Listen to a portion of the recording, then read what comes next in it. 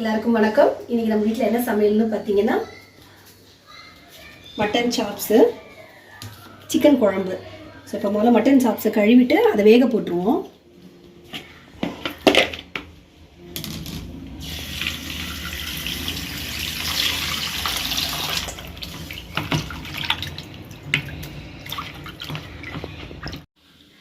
இப்போ மட்டனை கழுவி வச்சு நம்ம அதை குக்கரில் வேக போட்டுக்குவோம்.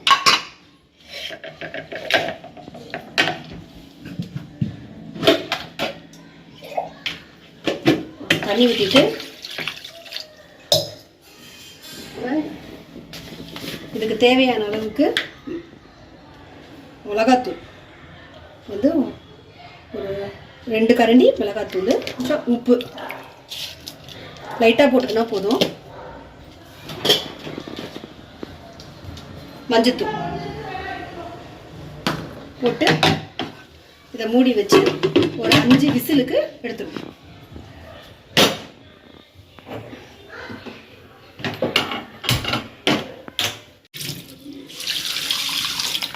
சிக்கனை கழுவிடுவோம். சிக்கனை கழுவி வச்சுட்டு வெங்காயம் பூண்டு எல்லாம் கட் பண்ணிட்டேன். தக்காளி நறுக்கிடுவோம்.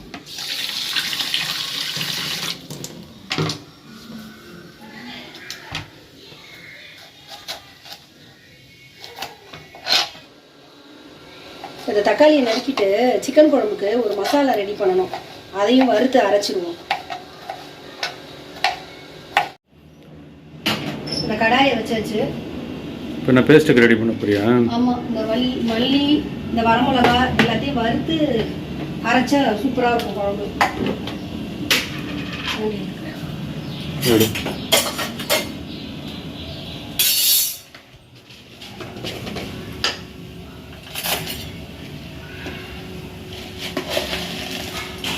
மல்லி 2 ஸ்பூனு,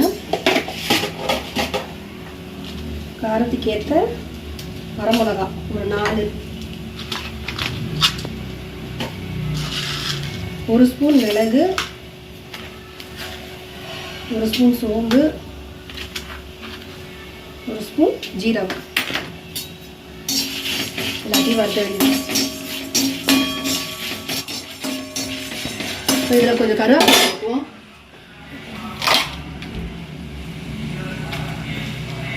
கருவேப்பிலை இதையும் சேர்த்து வறுத்துருவோம். இது நல்லா வறுத்தாச்சு. இதை ஒரு தட்டில் கொட்டி ஆற வச்சுக்குவோம். இதை ஆற வச்சு அரைச்சிட்டு எடுத்துகிட்டு வந்துடுவோம். சிக்கன் குழம்பு ரெடி பண்ணிடுவோம்.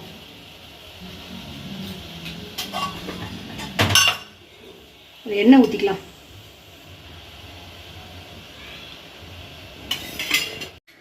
எண்ணெய் சூடாயிடுச்சு. இதில் கொஞ்சம் சோம்பு போட்டுக்கலாம்.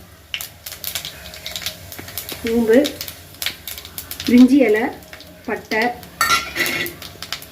கொஞ்சம் கருவேப்பிலை, வெங்காயம் சேர்த்துக்கலாம்.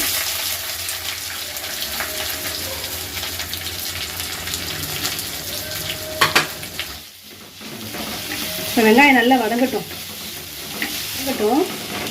அந்த காலத்தில் பார்த்தீங்கன்னா இந்த அரைச்சி தான் குழம்பு வைப்பாங்க அம்மியில். இப்போ எங்கள் ஆயெல்லாம் பார்த்தீங்கன்னா இந்த வரமிளகா, தனியா இதெல்லாம் அம்மியில் அரைச்சி செய்வாங்க. அது ரொம்ப நல்லாயிருக்கும். எப்போவுமே அம்மியில் அரைச்சி செய்கிறது. இப்போ தான் நம்ம எல்லாம் மிக்சியில் அரைக்கிறோம். அப்போல்லாம் எல்லோரும் அம்மி தான். அதுக்கு அம்மியில் இப்போல்லாம் அரைக்க முடியல உட்காந்து. ஆமாம் ஆமாம். இல்லை அப்படின்னு ஒரு சிலர் அரைக்கிறவங்க அரைக்கிறாங்களே. எல்லாரும் இல்லை. இப்போ கிராமத்து சைட்லாம் பார்த்தீங்கன்னா அரைச்சி தான் வைக்கிறாங்க. அது வாசனை நல்லா இருக்கும். அந்த டேஸ்ட்டு. அதே மாதிரி மண் சட்டி. எங்கள் ஆயா பார்த்தீங்கன்னா ஃபுல்லாக இந்த மாதிரி மண் சட்டியில் தான் குழம்பா இருக்கட்டும் எல்லாமே பார்த்தீங்கன்னா மண் சட்டியில் தான் வைப்பாங்க.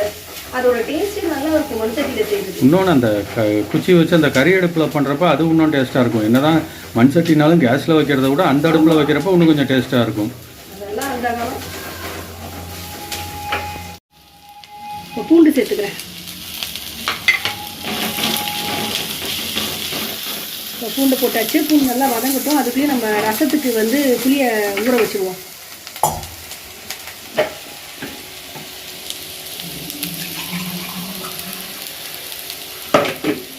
புளியை ஊற வச்சுருவோம்.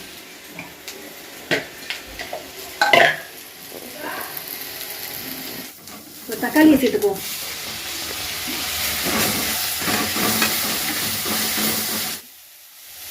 இப்போ சாப்ஸுக்கு ரெடி பண்ணலையா? சிக்கனுக்கே பண்ணிகிட்ருக்கேன். இந்த சாப்ஸ் வந்து குக்கரில் இருக்குது, அது சவுண்டு வரணும்.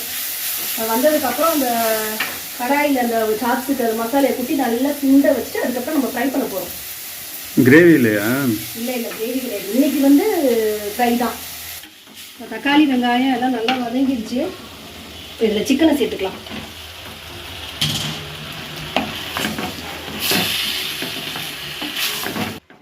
இதில் கொஞ்சம் மஞ்சத்தூள் சேர்த்துக்குவோம்.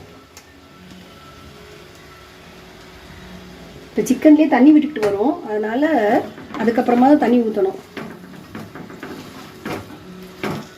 இப்போ அதுக்குள்ளேயும் மட்டன் வெந்துருச்சு, அமர்த்தி வச்சுருக்கேன். அந்த விசில் அடங்கியிருக்கும். இப்போ அதை பார்த்துக்கலாம் ரெடி ஆகிடுச்சு.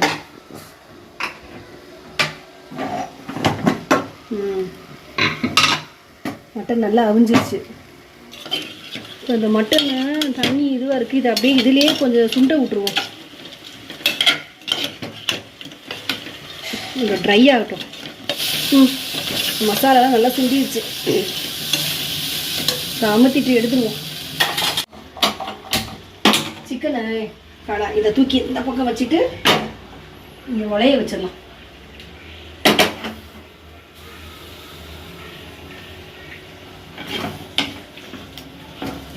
இப்போ இந்த மல்லி வர மிளகாலாம் ஆறிடுச்சுன்னா போய் அரைச்சிட்டு எடுத்துகிட்டு வந்துடுவோம்.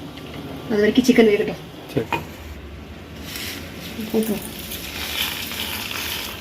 முதல்ல இதை வந்து ஒரு ஓட்டிட்டு அதுக்கப்புறம் தான் தண்ணி ஊற்றி அரைக்கணும், இல்லைன்னா அந்த மல்லி வந்து அரைபடாது. இப்போ தண்ணி ஊற்றி அரைச்சிக்குவோம்.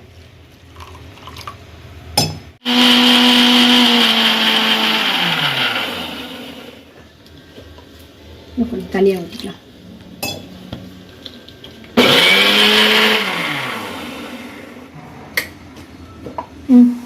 அரைச்சாச்சு. இதை ஊற்றிடலாம்.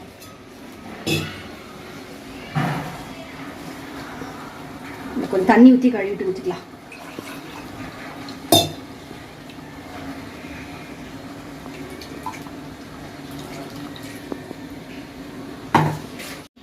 இந்த குழம்புக்கு தேவையான அளவுக்கு தண்ணி ஊற்றிக்குவோம். கொஞ்சம் இதில் உப்பு போட்டுக்கலாம்.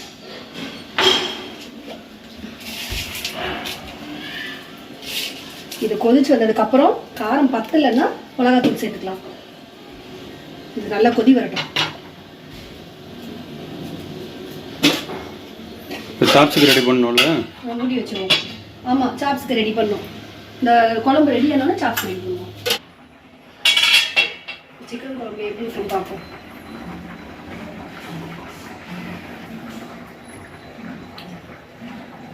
கொஞ்சம் உரப்பு கம்மியாக இருக்குது.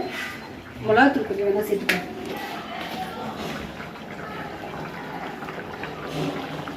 ஒரு அரை ஸ்பூன் மிளகாத்தூள், கொஞ்சம் பெப்பர் தூள் சேர்த்துக்குவோம். சிக்கன்லாம் கொஞ்சமாவது காரசாரமாக இருந்தால் தான் நல்லாயிருக்கும். அதான் பெப்பர் போட்டிருக்கேன்.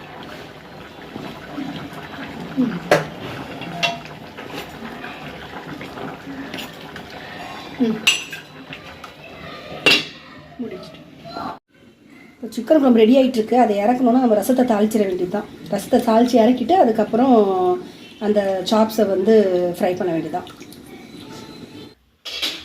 சிக்கன் குழம்பு ரெடி ஆகிடுச்சு. இதில் கொஞ்சம் கொத்தமல்லியை போட்டுருவோம்.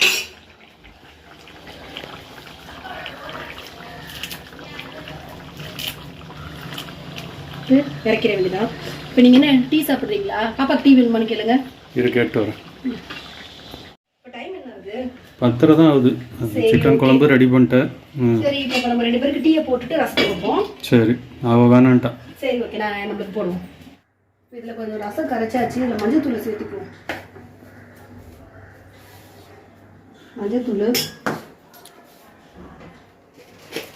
உப்பு. மிக்சியில் ரசத்துக்கு நுணுக்கிடுவோம். ரசத்துக்கு ஜீரகம், ஒரு வரமிளகா, மிளகு ஃபஸ்ட்டு நுணுக்கிடுவோம்.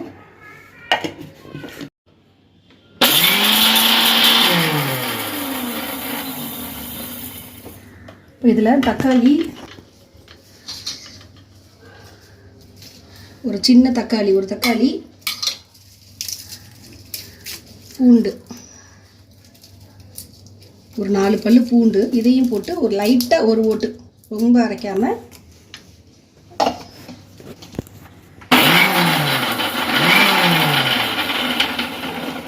அவ்வளோதான். இப்போ இந்த ரசத்தில் சேர்த்துக்கிடுவோம்.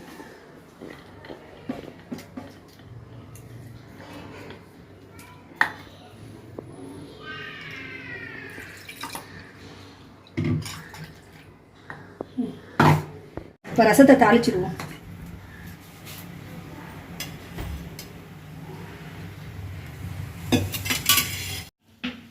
ரசத்தை தாளிச்சிடுவோம்.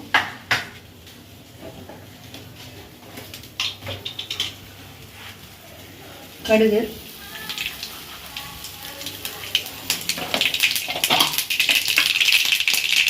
ஜீரகம், இந்த கருவேப்பிலை, பெருங்காயம். இந்த கரைச்ச ரசத்தை இதில் ஊற்றிடலாம்.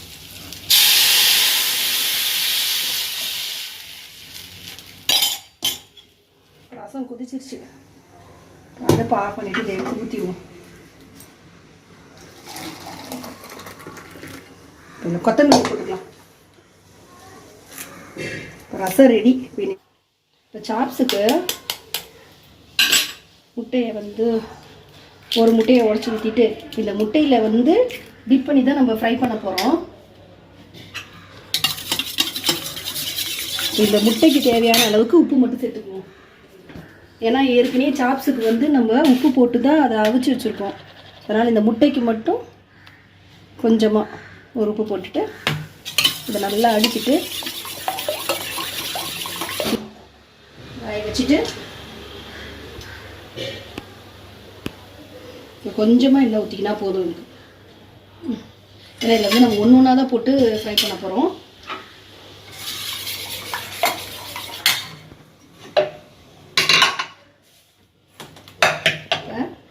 நல்லா இந்த மசாலா பார்த்தீங்கன்னா இந்த உப்பு மசாலாலாம் நல்லா சூப்பராக சேர்ந்துச்சு. இதோட வந்து நம்ம வந்து இதை போட்டு இதை எடுத்து ஃப்ரை பண்ண போகிறோம். எண்ணெய் காயிட்டோம்.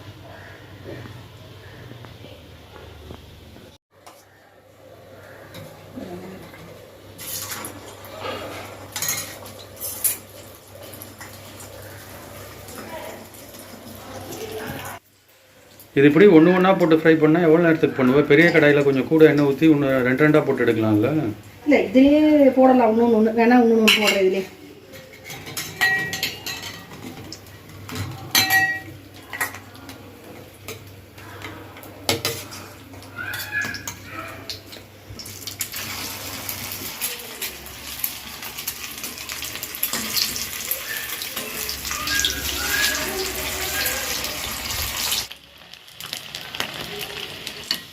இதை எடுத்துருவோம்.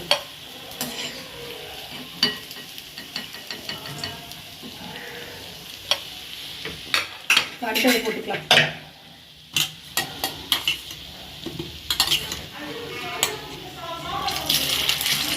ஒன்று போட்டுக்கலாம்.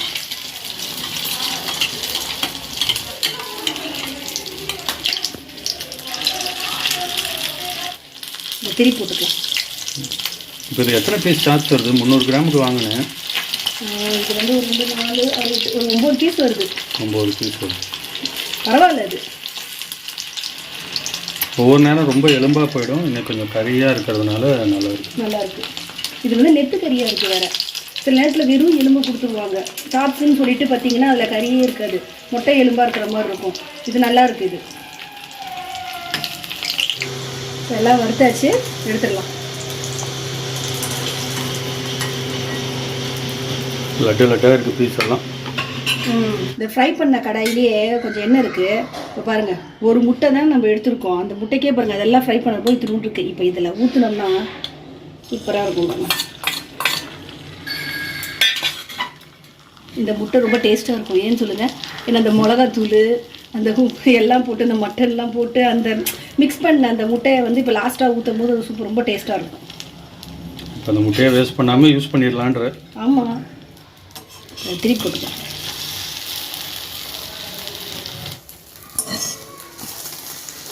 இப்போ முட்டை ரெடி ஆயிடுச்சு. இந்த முட்டை உங்களுக்கு கூட சாப்பிடுவோம், பசிக்குது. இன்றைக்கி நம்ம சமையல் ரெடி ஆயிடுச்சு. சாதம், சிக்கன் குழம்பு, ரசம், சாப்ஸ்.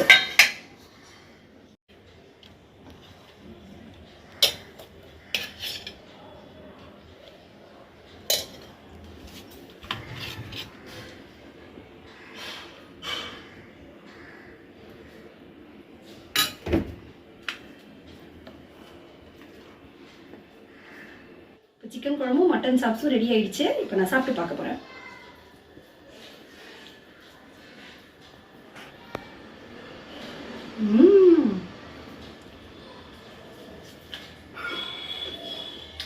மட்டன் சாப்ஸ் வேற லெவலு, சூப்பராக இருக்கு.